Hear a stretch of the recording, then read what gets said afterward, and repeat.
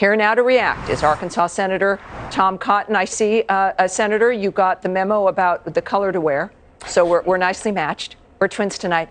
This is, as we're watching this, it seems, it is like theater, but it seems literally unbelievable. What is your take on, certainly Ms. Rollins, but in general, the crime that is spiking all across the country? Well, Tammy, it's tragic that a crime wave is crashing all across the country in places like Los Angeles and Boston. I can't believe the cavalier attitude of George S. Gunn to argue incorrectly that crime is down, except for murder.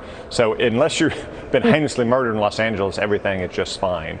That clip you showed from Rachel Rollins shows why she doesn't have the temperament to be a U.S. attorney, let alone her terrible record as the DA in Boston. As you said, she's ruled entire categories of crimes off limits, from breaking and entering and destruction of property and drug possession with intent to distribute and resisting arrest.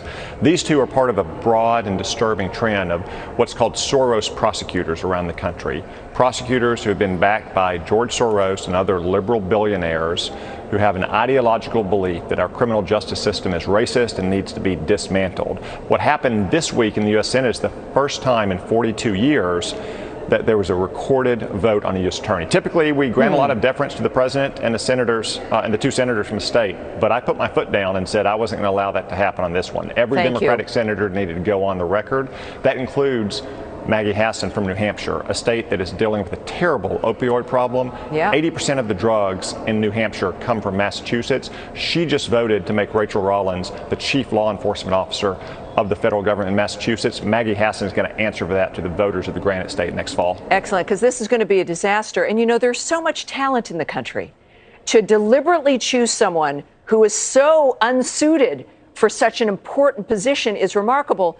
And there is this commitment, you know, all it does with the Soros approach, the far left, and wanting chaos, it seems to me that they have believed, they felt, that this would aid them in either growing government or getting elected. You think that's possible, that this is actually, because everything they do seems to be attached to the politics of it, that this is now backfiring? Are they seeing that?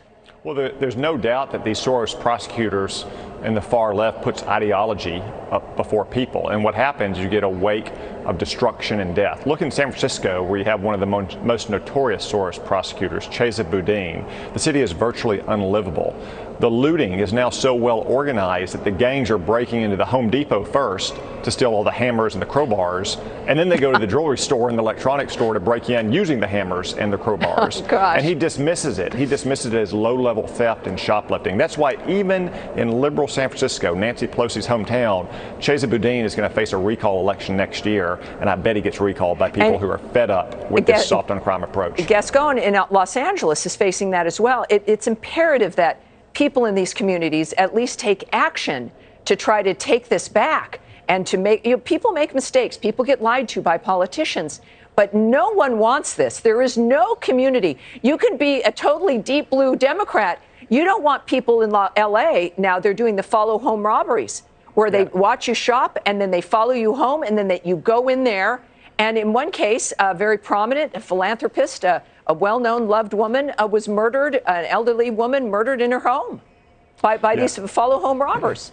Murder and robbery and rape and theft, they don't have a partisan affiliation. No. They affect everyone equal. So in all these cities, if they have recall opportunities, they need to recall their prosecutors. If any of them are elevated to the federal government, I can assure you that it will pull out all the stops to stop their nominations from going forward. Excellent. Well, thank you, sir, and thank you for all your work, and Merry Christmas to you. Appreciate you joining us. Now,